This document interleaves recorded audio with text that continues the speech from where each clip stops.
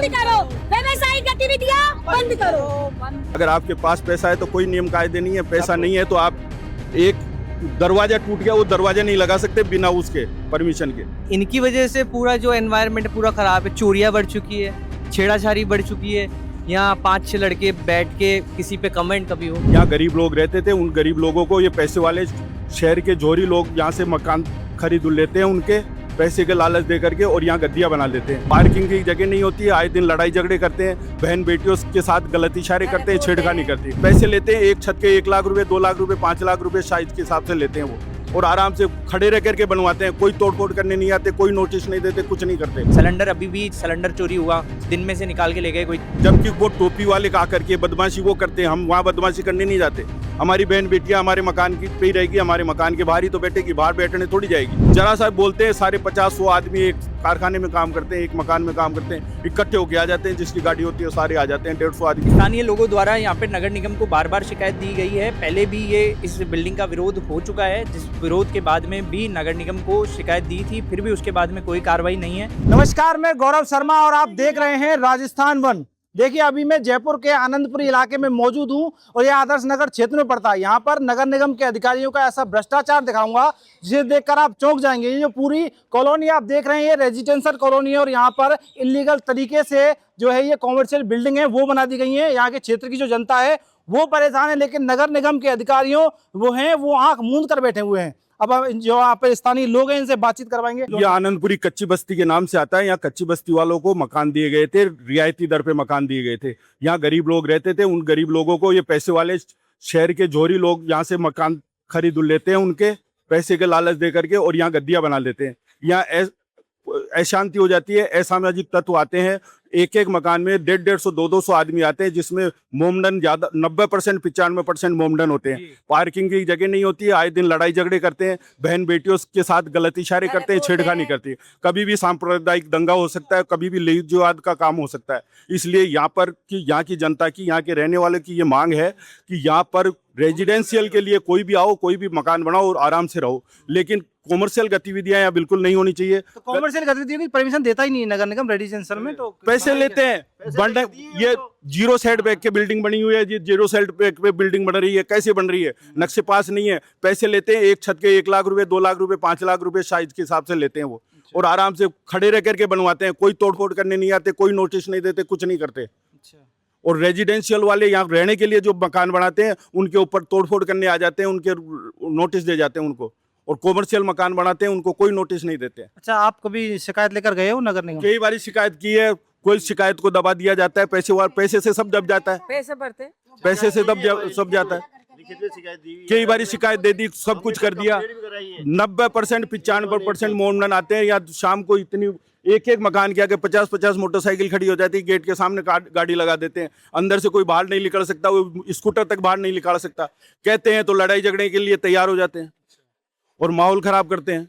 अब देखो लाइन लगी हुई गाड़ी। कमिश्नर साहब से मिले, वो तो बड़े अच्छा काम कर रहे हैं भाई, रात में निकल जाते हैं सफाई करने, लेकिन जयपुर को साफ कर रहे हैं। ये जयपुर को साफ कर रहे हैं, यहाँ नहीं आते ना, तो यहाँ नहीं आते। यहाँ गरीब लोग रहते हैं, यहाँ के जो मूल निवासी हैं वो सब बेचारे गरीब आदमी हैं, है ना। सब मजदूरी करने वाले हैं। उनके मकानों की हालत देखो, पुराने टाइप के वैसे बनाए हुए हैं, 50 साल पुराने ऐसे कैसे। दिन में विजिट करो ना, वो दिन में यहाँ पार्किंग की इतनी भयंकर समस्या है। हर किसी के बाहर गाड़ी खड़ी कर देते, और जरा सा बोलते हैं, सारे 50-100 आदमी एक कारखाने में काम करते हैं, एक मकान में काम करते हैं, इकट्ठे होके आ जाते हैं, जिसकी गाड़ी होती है सारे आ जाते हैं, 150 आदमी आगे, और वो लड़ाई झगड़े करने लग जाते हैं। फिर अकेला आदमी क्या करे? लेडीज कोई मुझे यहाँ पे महिला सुरक्षा की बात बताता, मजदूर वगैरह यहाँ पे कुछ छेड़ते रहते हैं।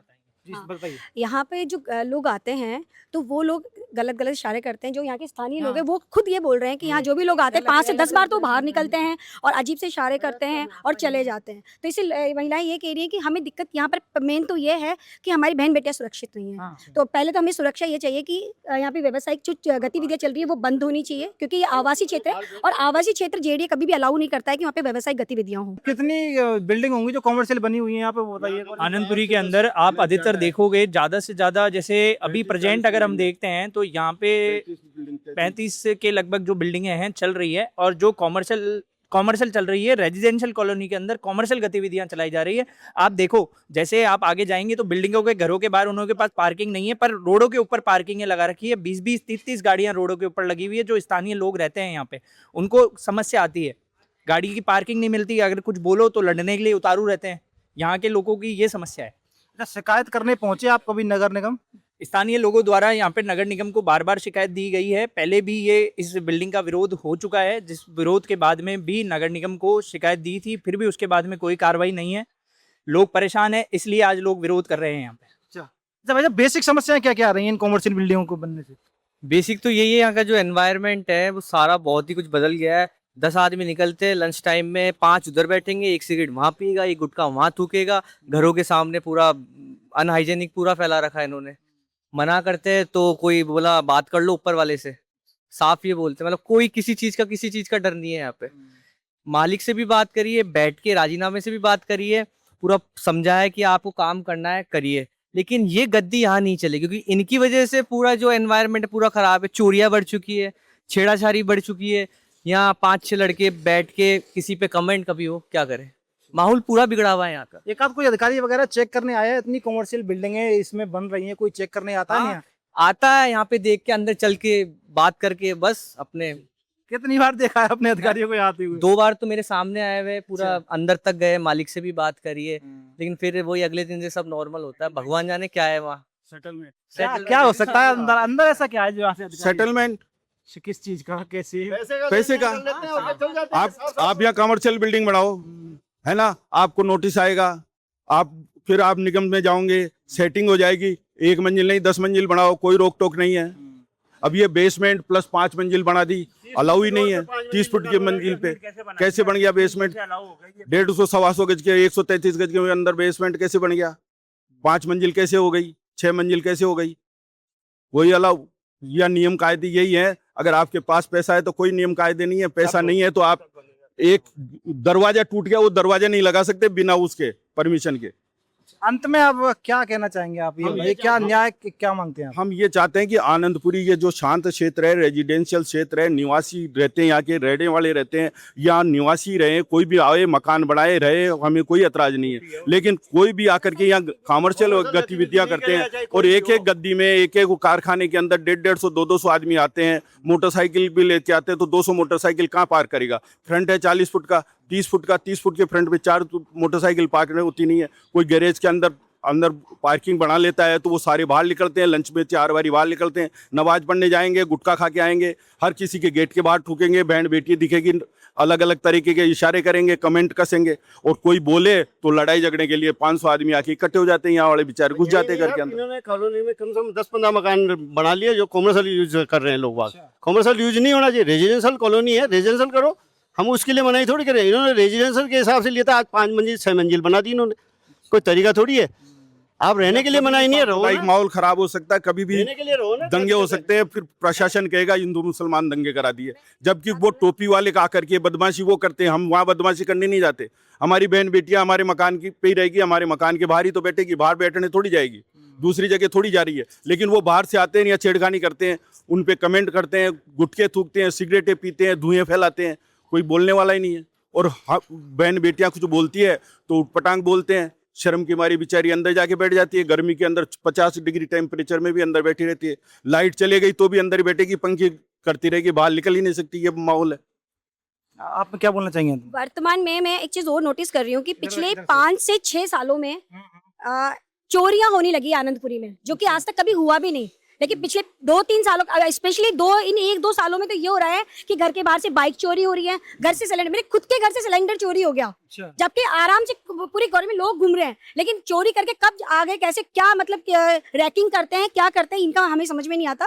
लेकिन चोरी लगातार हो रही है। हमारी ही गली से एक बार तो गाड़ी चोरी हो चुकी है, रिक्शा चोरी हो चुका है, और दूसरा सिलेंडर चोरी हो रहे हैं, और घरों पे छत पे ये एक दूसरे के फांदते हुए आते हैं। तो ये तो बहुत ज़्यादा समस्या है कि पिछले 2-3 साल में सबसे ज़्यादा अगर हो रहा है तो उसका कारण भी यही है, क्योंकि ये लोग रेकी कर लेते हैं, आसपास घूमते हैं, सिगरेट पीने के बहाने इधर उधर निकलते हैं या कोई और कारण से निकलते हैं और आकर के सिर्फ एक ही चीज़ करते हैं कि किस घर में बूढ़ी महिलाएं रह रही हैं या कैसे वरिष्ठ नागरिक रह रहे हैं, और फिर वो देखते हैं कि शाम को हमें किस तरीके से यहाँ पे हमला करना है, चोरी करना है। चोरी की वारदातें बढ़ रही है, जैसे कि लोगों के घरों से सिलेंडर निकालना या सारी ये सब चीज़ें समस्या फेस करनी पड़ रही है, क्योंकि अनजान लोग कॉलोनी के अंदर आते हैं और लोग देखते हैं घरों के अंदर महिलाएं रहती है, बूढ़े बच्चे रहते हैं, क्योंकि लोग काम पे चले जाते हैं, जिसके बाद में महिलाएं बूढ़े बुजुर्ग रहते हैं, जिसके बाद में ऐसे दिन दहाड़े चोरियां हो रही है। सिलेंडर, अभी भी सिलेंडर चोरी हुआ, दिन में से निकाल के ले गए, कोई 2-3 बजे का समय रहा होगा, आए निकाल के सिलेंडर दे गए। कल बड़े हादसे भी हो सकते हैं, बड़े हादसे भी हो सकते हैं। अब हमारा जैसे ये महिलाएं या कपड़े सुखा रही है ना, मौका देख के कपड़े तक उठा ले जाते हैं। वो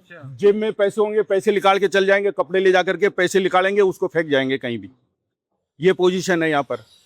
अब हमारा एक ही मुद्दा है, हम सबका एक ही मुद्दा है कि यहाँ पर किसी भी प्रकार की कोई भी व्यवसायिक गतिविधियां नहीं होनी चाहिए, नहीं होनी चाहिए और नहीं होनी चाहिए।